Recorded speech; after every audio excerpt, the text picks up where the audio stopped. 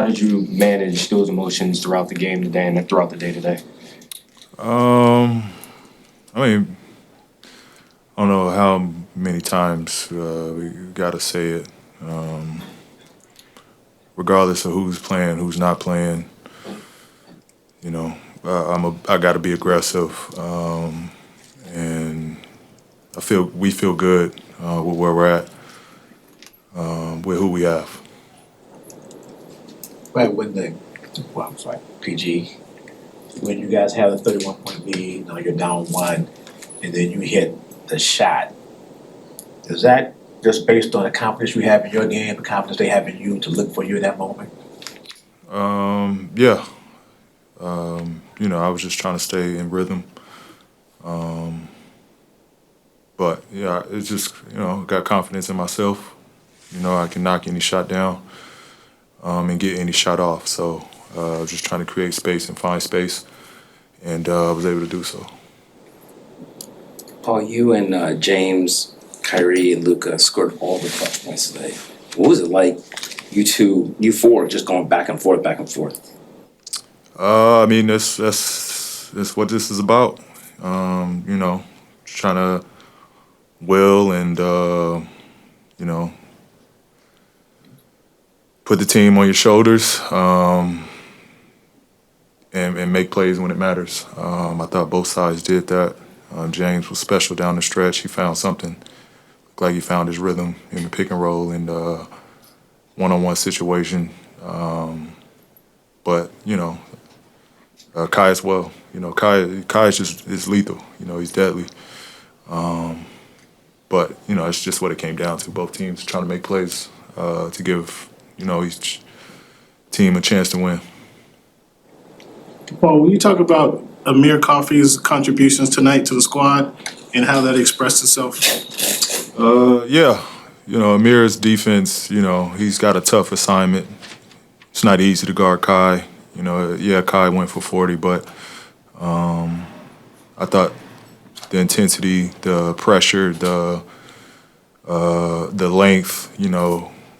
Kai is just a shot maker. Sometimes you just got to tip your hat to the shot makers, regardless of the defense you play. Their ability to just put the ball in the hole is what makes Kai special. But I thought Amir did a great job of guarding, staying down. And if he's going to make shots, he got to make tough ones. Paul, we often talk about things that don't show up on the stat sheet, whether you guys were down 1 or up by 31 from you to the guys that didn't even play tonight. The team just never looked like they lost hope. Talk to me about the camaraderie and the brotherhood on this team. Yeah, I thought, this game we had good conversations in the huddle. I'm sure you guys picked up multiple times where we all came together, whether it was free throws, timeouts, and we just, try to be on the same level. It's us against 20,000 in the arena. So we were just trying to stay together, stay connected, and I thought that helped. It was a lot of benefits from that. From your perspective, what's the best approach for Game 5? Just prepare it as if it's a whole new game. Prepare it as if it's game 1. Not get too high about this win. Go home, try to take care of business. But just take it one game at a time. Paul, can you talk to the team's veteran leadership today? Of course, you were down in the series. Kawhi was out, but you all able to get the win today. Can you just talk about the veteran leadership? It's kind of like the first question, it's kind of like the first question. Yes. I mean, we like I said, we feel good with who we have. Yeah, Kawhi is our best player, but we have a ton of great players on this team. And so we rely on ourselves, our confidence, and our abilities. We relied on that, and that carried us tonight. Paul, Candace Parker announced her retirement earlier today. Your thoughts about her career, just in general? Yeah. Congrats to CP.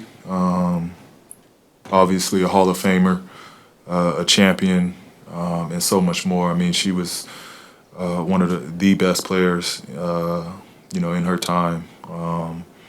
Yeah, historic career. She had a great run. Shout out CP, big fan of hers, friend of hers. Yeah, I'm happy. You know, it's always great when players can go out, you know, how they want to. I think she should definitely be embraced for it. Hey, the three in the corner at the end, like, what's that feel like in a moment like that? When what? Your three in the end, in the corner, like, what does that feel like in that moment? Feels great. You know, it feels great. Those are the plays you work on, or the moves you work on in those situations.